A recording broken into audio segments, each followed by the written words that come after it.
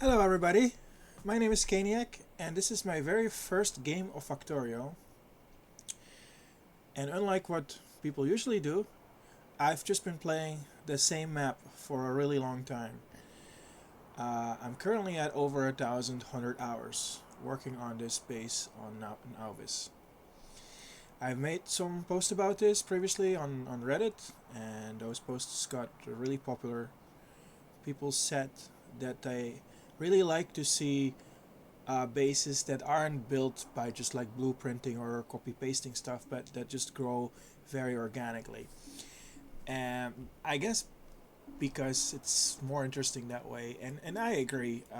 I really like looking at the map here, and when I put down all these power lines and stuff, I was just trying to put some radar here or bring some power to some lasers here. So I wasn't really like looking at the map, but if you work like that long enough, where you just manually, even without using robots, put down a power grid, and also you do your best to like, make these kind of connections here, because once you had just like one power connection to some lasers, and then the biters broke the power connection, and you didn't like that, so then you told yourself, okay, from now on I'll just make sure that everything is like connected multiple times. So by following those steps, always telling myself like I'm gonna make sure that that my power network always has multiple routes, so that if one connection breaks, I don't lose power.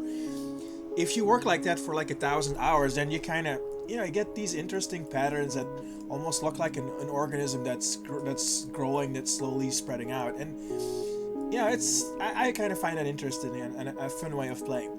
Anyway, what I want to show you guys today is this at the bottom that I'm building here. I'm currently sitting in this train, and there's something I have to do at my main nuclear power plant. So let's go to the proper location. We'll flip a switch there, and then I'll go to my main mall because I have to pick up some stuff, and then we'll make the journey to what I want to show you guys.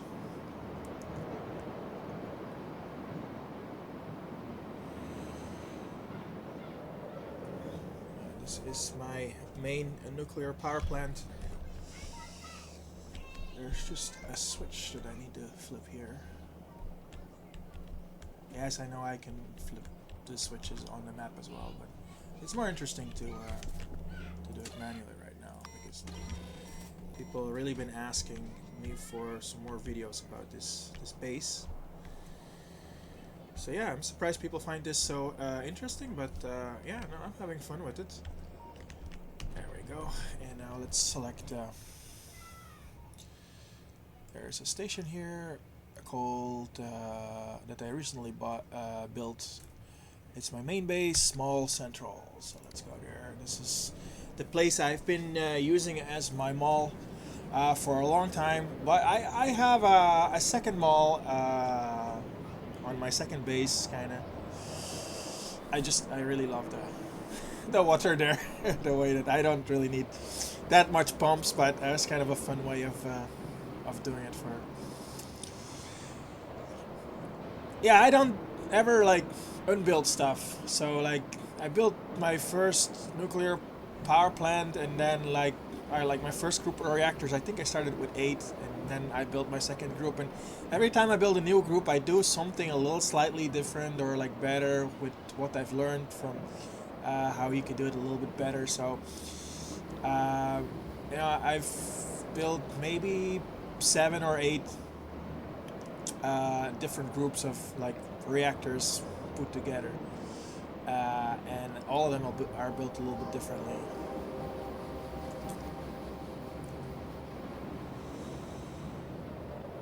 There we go. This is my central mall station. I'll put it back on manual so the train doesn't go away, and we'll pick up some more stuff here. Uh, this is kind of interesting.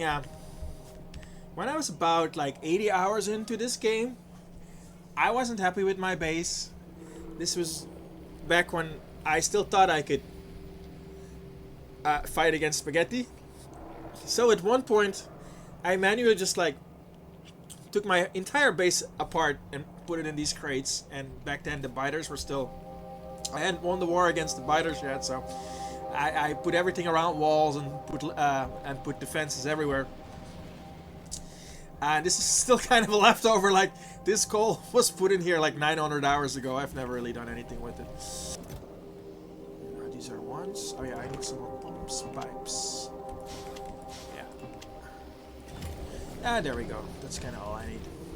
Alright, let's go back into the train and let's make the journey. I think that this train ride is kind of really going to be interesting for you guys. And my place I want to go to is my seawater nuclear power plant. We'll see why it's called seawater in a little bit. So yeah, let's make the journey. I'm not, I don't really know how to make Factorio videos, so I'm just gonna try some stuff out. I don't know if people find it interesting if I just talk a little bit.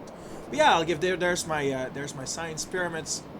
There's my landing pads for my white science lands, and I've really gotten into this habit of making these giant like buffer crates where, you know, I haven't balanced my science out, so there's always something that I'm creating faster than something else, so I just, you know, put it all in crates to use it later, and I've been just doing that for a long time.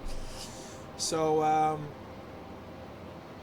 and I just really enjoy riding trains around. It's kind of fun. Yeah, there's one of my train offloaders. Some ore and stuff. I find it interesting to just make a long rails and connect them together in various ways, and then when you when you're on one station, you go to the other stations. It's always fun to see what route it's gonna take, you know. So as you can see, there a lot of my belts are starting to become empty. There's some stuff that hasn't been built yet.